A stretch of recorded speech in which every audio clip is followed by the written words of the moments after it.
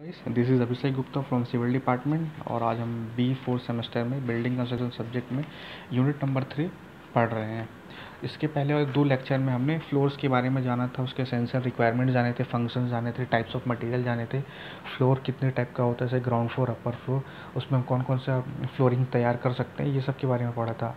और हमने mud flooring और आपका मुरम फ्लोरिंग और आपका ब्रिक फ्लोरिंग्स के बारे में जान गए थे और फ्रेगमेंटल स्टोन फ्लोरिंग के बारे में जान गए थे। आज हम पढ़ने वाले हैं सीमेंट कंक्रीट के बारे में, सीमेंट कंक्रीट फ्लोरिंग के बारे में। ठीक है, तो जनरली आप सभी को पता है कि ये सबसे कॉमन आपका यूज़ होने वाला फ्लोरिंग है। कहाँ कहाँ यूज़ होता है? रेसिडेंशियल बिल्डिंग के साथ साथ ये पब्लिक बिल्डिंग में आपको भी देखने को मिल जाएगा। ठीक है, अब इस कंक्रीट में क्या होता है, 2 कंपोनेंट होते हैं। क्या क्या? पहला तो होता है आपका बेस कंक्रीट, दूसरा होता है आपका टॉपिंग या फिर वेयरिंग सरफेस। तो इसको डायग्राम की वजह से समझते हैं। सबसे पहले हम क्या करते हैं, हम एक लेयर, सबसे बॉटम वाले लेयर में हम क्या करते हैं, अर्थ मटेरियल को अच्छे से कॉम्पैक्ट करके फिल कर देते हैं। ठीक है, इसको बोला जाता है आपका सब बेस। ध्यान रखेंगे क्या बोला जाता है, सब बेस। फिर इसके ऊपर हम क्या करते हैं, एक बेस कोर्स तैयार करते हैं। बेस कोर्स जिसका साइज़ होगा क्या, 7 से 10 सेंटीमीटर थिकनेस इस बेड का। और इसमें हम क्या यूज़ करेंगे, सीमेंट कॉन्क्रीट या फिर लाइम कॉन्क्रीट, जिसका प्रपोर्शन होगा या फिर रेशियो होगा, क्या रेशियो रहेगा, 1:3:6 या से लेकर के 1:5 से लेकर 10 तक। ठीक है, ठीक है।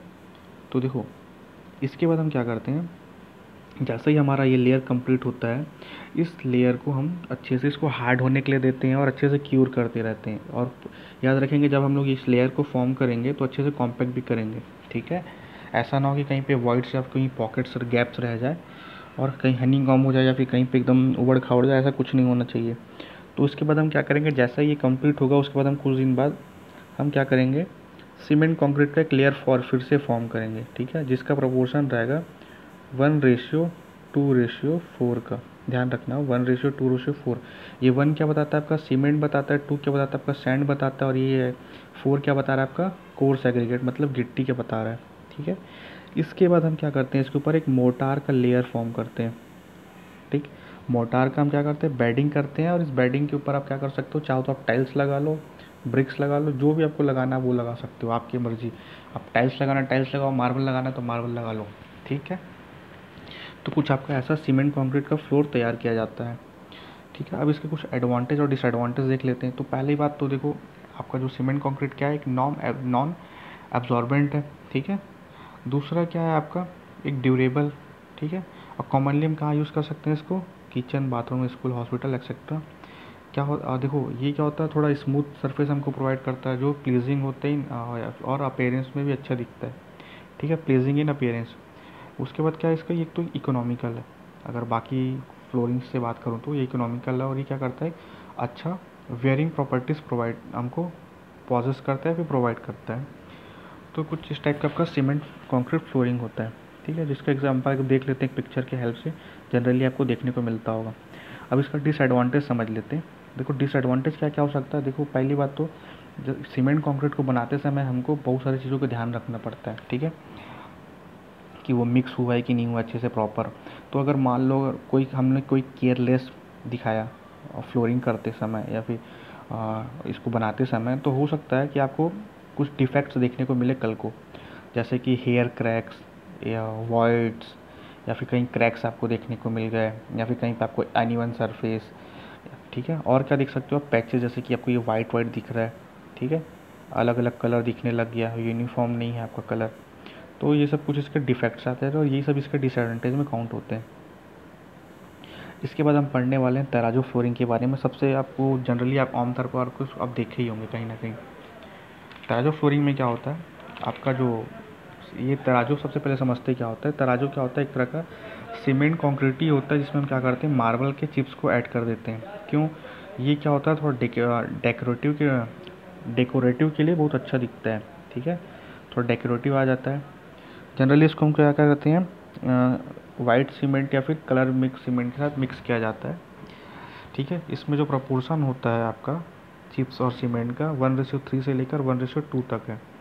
ठीक है, अब देखो, इसमें क्या होता है, इस टाइप के फ्लोर में हम नॉर्मली जैसे कि हम सीमेंट कंक्रीट का फ्लोर तैयार कर रहे थे, उसमें भी सेम यही काम होगा। तो सबसे पहले वो समझते हैं लेयर्स वाइज। तो जो पहला लेयर होगा दैट इज सब बेस मेरा, ठीक है, क्या बोलेंगे इसको, सब बेस।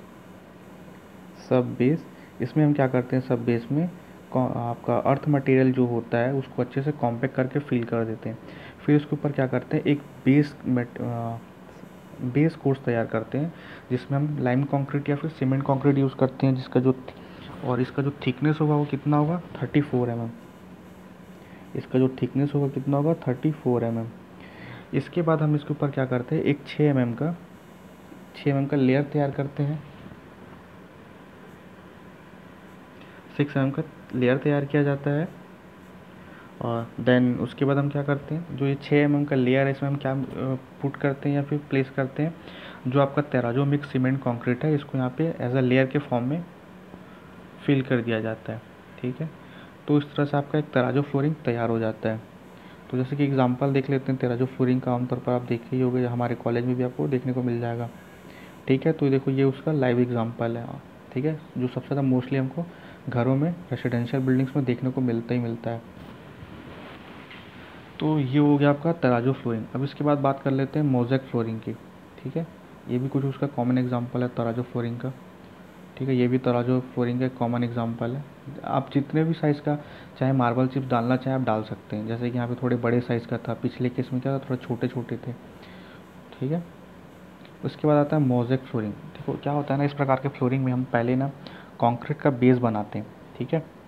सॉरी, इस प्रकार के अपन जो फ्लोरिंग को बनाने के लिए क्या करते हैं, अपन कलर सीमेंट में क्या करते हैं, मार्बल के चिप्स को, स्मॉल पीसेस ऑफ मार्बल, ठीक है, डाल करके इसको बनाते हैं। और इस टाइप के जो जो उसमें क्या करते हैं हम लोग, तराजू में 6 mm का लेयर रख रहे थे, बट इसमें क्या करेंगे हम, जो थिकनेस रहेगा वो 4 सेंटीमीटर का रखा जाएगा, ठीक है, मोज़ेक फ्लोरिंग में। जैसे कि इसका पिक्चर देखते हैं एक मोज़ेक फ्लोरिंग का, तो जैसे कि आपको ये देखने को मिल जाएगा। इस टाइप का जो फ्लोरिंग हम बाथरूम्स में या फिर कहीं इटालियन आर्किटेक्ट लोग जनरली यूज़ करते थे, आमतौर पुराने घरों में आपको ये सब देखने को मिल जाएगा, ठीक है। तो ज़्यादा कुछ नहीं है मोज़ेक फ्लोरिंग में।